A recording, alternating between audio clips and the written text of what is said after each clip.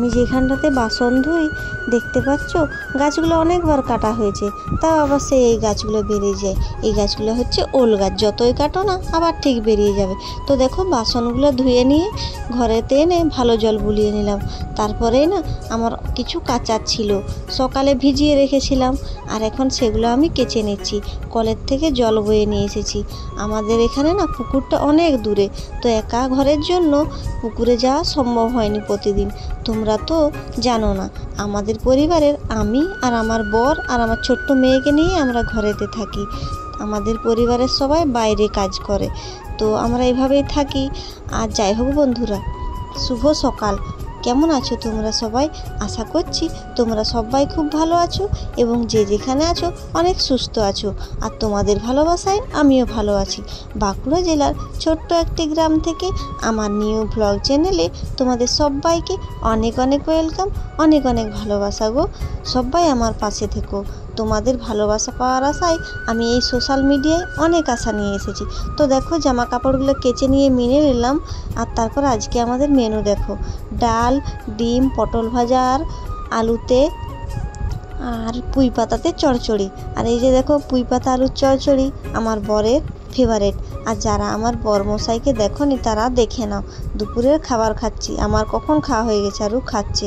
তো দুপুরে খাওয়া দাওয়ার পর কিছুক্ষণ রেস্ট নিয়ে নিয়েছিলাম, তারপরে কিছু শর্ট ভিডিও বানিয়ে নিয়েছিলাম।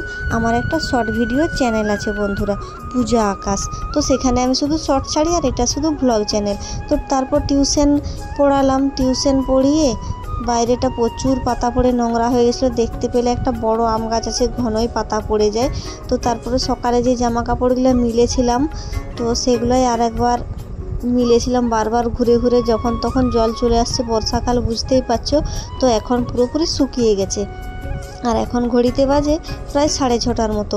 দেখছো কেমন আবছা অন্ধকার হয়ে গেছে। তো জামা কাপড়গুলো তুলে নিচ্ছিলাম। একজন দিদিভাই এলো, তো তার সাথে একটুকু গল্প করছিলাম।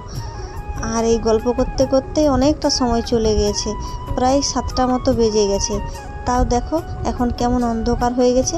আর এখন আমি যাব জল আনতে। তারপর পরিষ্কার জল এনে সন্ধ্যা দেখাবো, সে কারণে জল আনতে যাচ্ছি।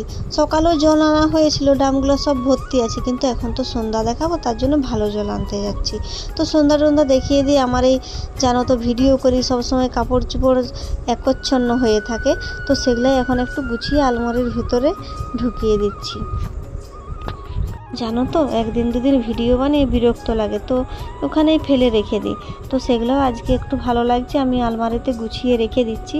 আর এই আমাদের ড্রেসিং টেবিলের আয়নাটা দেখতে পাচ্ছ, পুচকি না শুধু লিপস্টিক কাজল এই সমস্ত লাগিয়ে দিয়ে একদম নোংরা করে দেয়, ভালো দেখাই যায় না। তো সেটাকে এখন আমি একটু পরিষ্কার করে নিচ্ছি।